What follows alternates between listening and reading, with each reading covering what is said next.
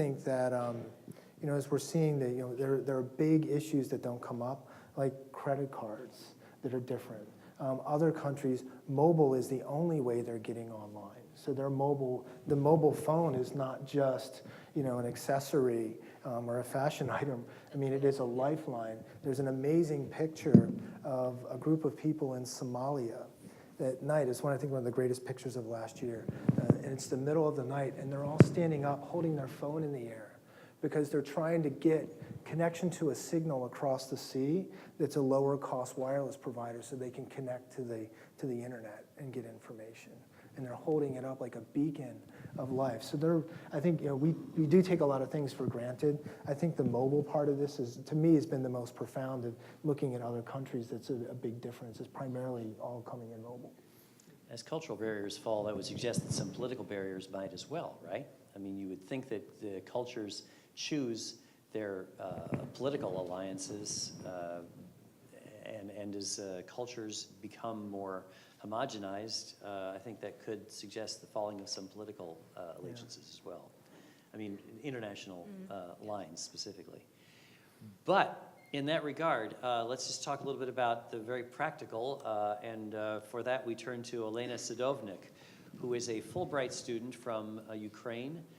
She studies communications at the College of St. Rose, and after November 30th, which is when the first, let's say, crackdown on the protesters began in Kiev, Elena organized a rally, No to Violence in Ukraine, here in Albany, and then she went to protests in New York City that were organized through social media, and she wants to talk in particular about a couple of about ways in which Twitter became important in the anti-government protests in Ukraine, and ways in which social and political upheavals are in fact influenced by the digital revolution.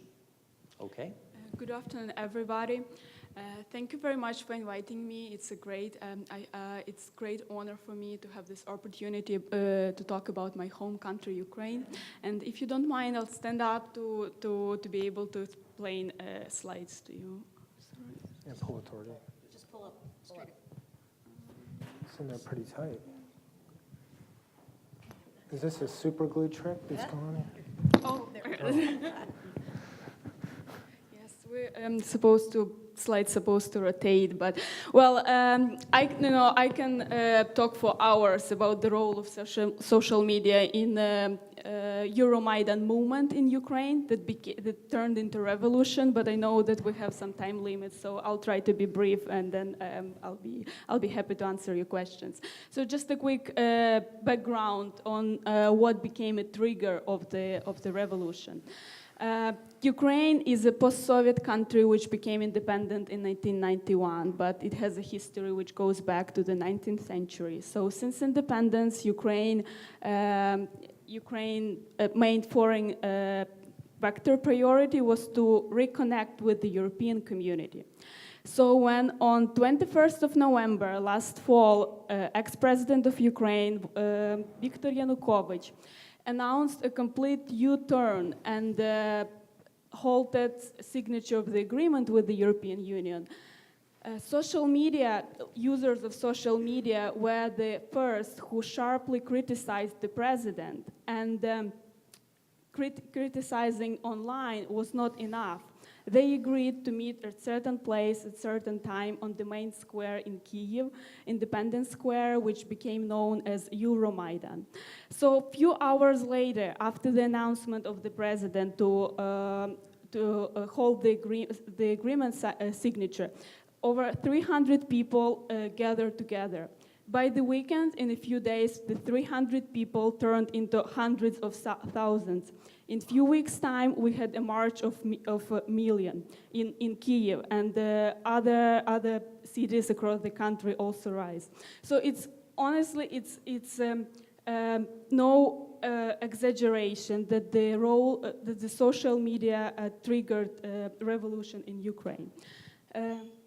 So I would as I said, because I can talk about different platforms and social media accounts, but I would like to focus on three major platforms: Facebook, Twitter, and Google Maps. Because one of the distinctive character of protests in Ukraine, that it was not only like a rally that people gather and they go home. Thousands of protesters from across the country came to the capital and they lived there.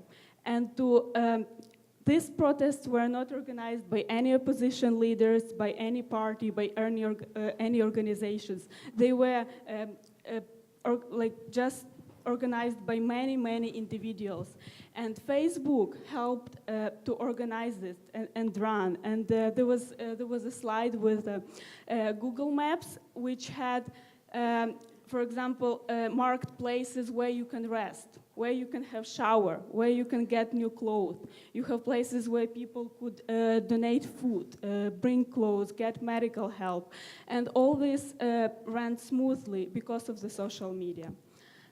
Also, there were a lot of another tool, like Twitter became a major tool to influence opinions of to influence European Union and US and world diplomats, because people in Ukraine and people around the world who were sympathetic with the events in Ukraine, they were organizing Twitter storms.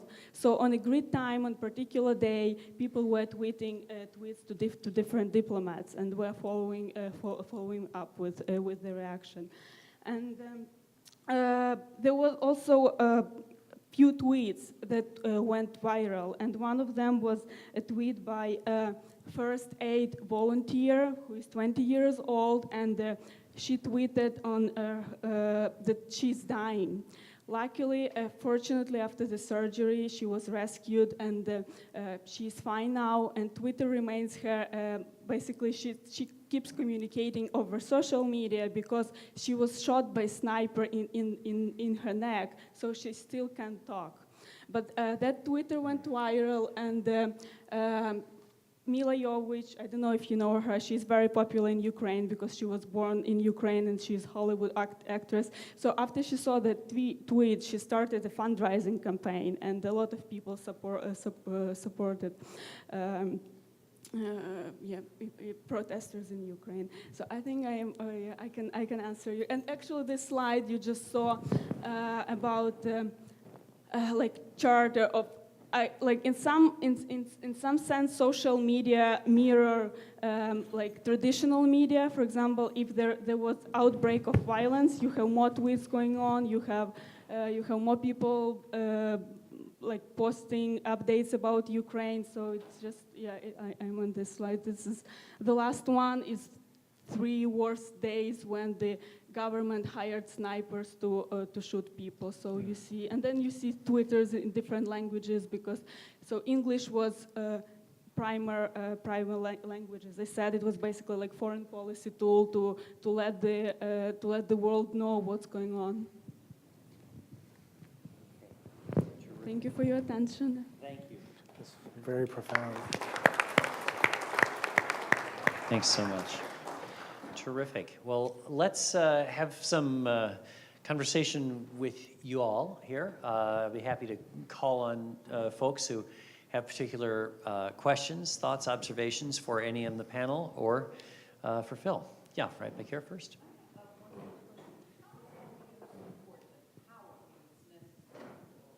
How are we going to the power? How are we going to support this whole enterprise with the amount of power that we need? Because right now, like, there are huge places in different parts of the country that I've heard about that just support the fact that you have a mobile phone, you pick up your iPhone, and you want it instantly on. And so the power grid has to stay up all the time. Right. So it requires, and that's just the beginning. So how can we support this? Well, more people come online, It's not really any different than it has been in terms of the need for power. I think we've built a grid that requires a technological upgrade to make it more robust. But if you look at these major data centers that are being built, so when Google or Facebook or someone goes to identify a place to place a data center, they optimize it based on its location in the grid, basically price of electricity. Or they make it self-generating and create their own power plant to generate it. So I think the risk to the power grid is very real. It's pretty easy to tip it over in different parts of the country. So I think that threat and applying new technology to make it smarter about regulating is the biggest thing. I think if you look at the overall power required as we move into this, it's not going to be dramatically different than it has been, because other modes of power consumption are going to go down and get more efficient as devices get smarter. So an example is my thermostat. So Nest, right? Nest is a company that built a Wi-Fi connected thermostat. I've got 2 of them in my home, and it automatically adjusts the power based on who's in the house. It actually has a sensor to detect whether anybody's home, and it uses the intelligence in the cloud, because this dumb sensor just sends all of the readings that it's getting from your home in terms of temperature, how your furnace is operating, who's home, to predict how it should start managing your furnace in a very intelligent way, and you can achieve a pretty significant power savings through that. So that connected device is creating other efficiencies. So I don't think there's going to be some major spike in power required for this, but I think the threat is very real. Good. And yes, back here.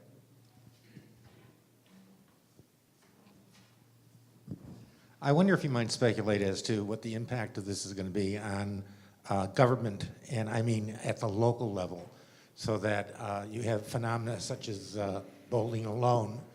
The churches, I understand, are diminishing. They're smaller and smaller.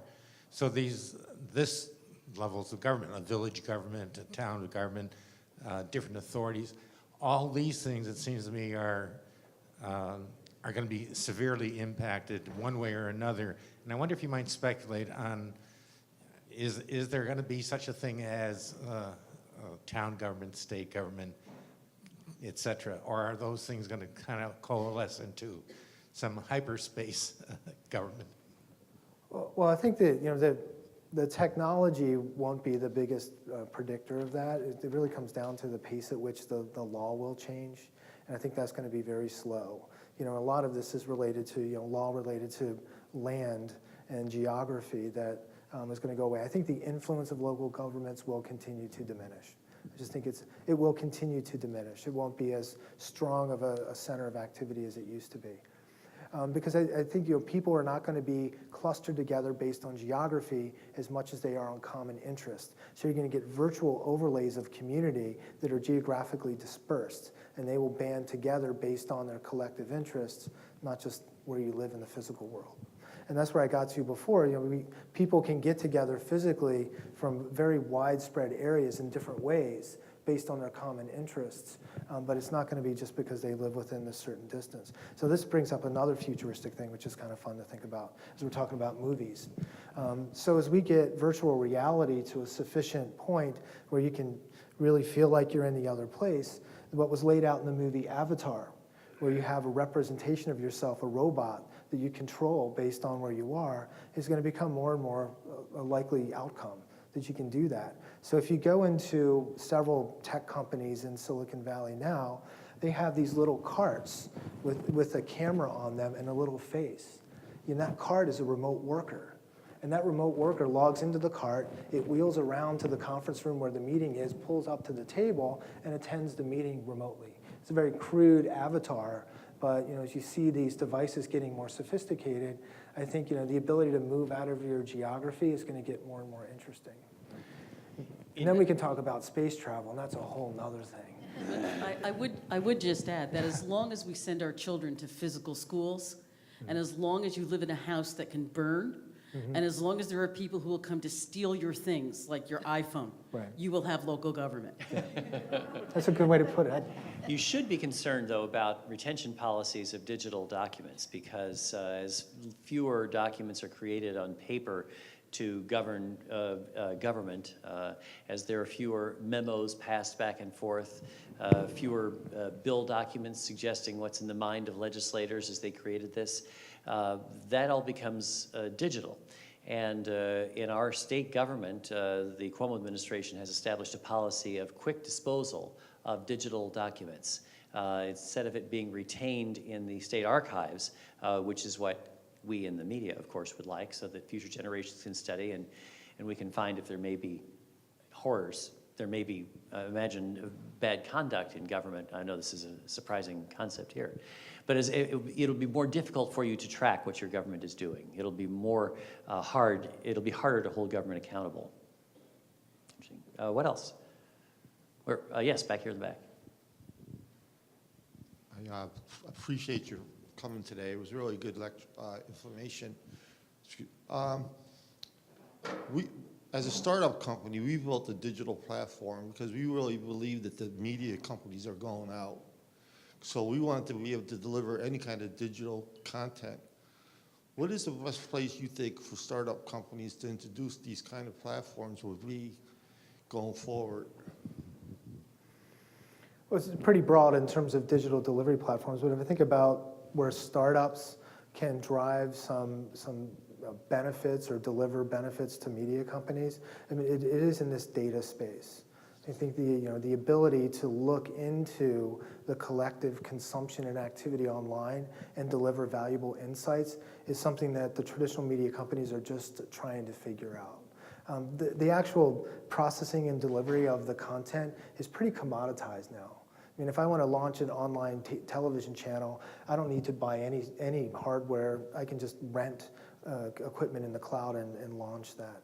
But these companies, there was a company recently that was sold to Apple, Topsy. And all Topsy did was analyze the Twitterverse and come up with insights for brands as to what the sentiment was around the brand. It worked for the government to give them insights into what activity they may be aware of. And that data analysis was sold for, I think it was $300 million. So data is the future. The ability to look into this explosion of information and get an insight is increasingly difficult. Well, thoughts? Questions? Oh, yep. Mm-hmm. Fascinating lecture. What do you think the impact of all this technological change will be on K through 12 education? I think as we talked about with education, I think it's going to be profoundly different. And I'll put a comment in, and then maybe we'll see if we agree or not. How's that? So I think that as you talked about flipping the classroom, I went and I hung out with Sal Khan from the Khan Academy a couple months ago. And I think you're completely right. I think the idea of a lecture and then homework is going to go away. But I think the need to have some co-location to learn the social skills and learn, because these MOOCs have failed. I think that, as we've all learned, the big reason they failed is people aren't feeling the pressure to get together and do the work. But I think K through 12 education, I've got a different view on how you learn things, and I don't think the traditional models of the basic traditional English and then learning your math the way you did is going to hold up. I think that's going to evolve over time. It's going to be much more analytical and much more personalized than it is right now. I think what will probably change most is, first off, children will continue to interact with technology at younger and younger ages. It really does begin in the crib now. I mean, the mobile hanging over the crib is no longer just a passive toy. It's quite interactive. So I think that we're going to have increasing technological sophistication to the point where it is completely intuitive. I would say that it's pretty intuitive to virtually all the students here right now, almost all who are plugged in at the moment. I mean, we are interacting with our technology 24/7. I have my iPhone in my pocket. I mean, we don't like to be separate from it. I think that trend is going to increase. I think we merge with the technology, so the next generation will do that. That means the learning skills are going to need to be quite different. Right now, with students that I teach now in my classes, there is not a lot of, and a lot of us older folks are kind of unhappy with the fact that information is not necessarily something you learn or possess. It's something you access. Why would I bother to learn all the state capitals like I had to when I was in the 3rd grade when I can Google it at any moment? Whenever I want to know who was in that movie, I don't have to argue with anybody anymore because we have IMDb. Information now takes on a different value for people. And for kids, this is particularly true. And maybe they don't need to know all the information that we needed to have, that we memorized. Maybe that old notion that was first really challenged by Dewey of, habits of the mind, learning, this is going to be as archaic as us all learning Latin and Greek to train our minds, which is what the well-educated person was up until about 1920. So now it's going to be, what is the well-educated person? The well-educated person can master the technology, make it do what they want it to do, when they want it to do it. The socially adept person will still need to be, I think, brought about interactively with other humans. However, there is no doubt that while we may collectively join together in mass fora online, we are increasingly isolated in our daily lives. There is no doubt that the virtual is taking place of the actual. And I think that it's a fascinating question as to what that means for the human condition and human development. Elsewhere? Yep, right here in the front. I question whether this whole virtual technology will overall increase the efficiency of everything, because as a college student and hanging out with my friends, everyone's just like, text me, text me, text me. I'd rather pick up a phone and call someone and get the point over in 2 minutes versus waiting. Oh, so-and-so's typing, they're typing. And I just wonder if overall, if, like I said, all this efficiency is going to increase or not. Maybe that's just me being a cynical college student looking at something in my age or in my generation in a minority sense. Well, I think you're hitting on one key point we haven't talked about, which is attention, which gets to what you were describing before. We're running into an attention problem. The beauty of texting is I can text 10 people at the same time. So I don't need to pay attention to you or really process what you're saying between the time you said it and I respond. I can just flip between these conversations. So I would agree that we need to be more thoughtful in the way we're interacting with other people, because things like texts and others can change that. I think texting is great for a variety of reasons, because I don't want to have a 5-minute phone call to answer one quick question. But if I want to have a real conversation or understand what's going on, I need to go a little bit deeper. One thing that's happening with attention as well is we're running into a brain drain issue. We never take the time off to just space out. Like, when you checked out at the grocery store, you would space out at the magazines and look at them. And as a magazine company, fortunately, that meant occasionally you'd pick one up and buy it. Newsstand sales of magazines have dropped 25% in the last year. Why? Because everybody's doing this at the checkout and this. So we're not taking those quiet periods in our brain. And I wonder about those types of things when you're always on and you're always multitasking, what that means developmentally, and even just in terms of stress and cognition long term. So it's I think maybe there's a revolt and we all get more spiritual or something after we're sick of this. I don't know, but I think it's a good point. Okay, we are actually at the end of our time, and maybe with your suggestion that we're all going to get more spiritual, that's as similarly positive as your previous statement about it allowing us more time to be fully human. So perhaps on these optimistic notes, we should draw a conclusion, and I believe there's going to be a next step here. Yeah, I just want to thank a couple of people. Okay. So first of all, I just have to observe there's nothing artificial about the intelligence in the room. So thank you, Richard. Thank you, Rex. Thanks to our panel, Kathleen, Dora, and Elena. But I also want to thank some of the people who organized this. Joanne Krupe, where are you? Thank you, Joanne. And Joanne worked with a team of people I'm reading, so I don't forget anyone. Fred Antico, John Dion, Savita Hanspal, Rosemary Sheridan, Janet Spitz. So thanks to all of them, and thanks to all of you, the Hearst Corporation, and to all the folks back there in communications, Paul Conti and others. Thank you all so very much, and please enjoy a little reception afterwards. Thanks a lot.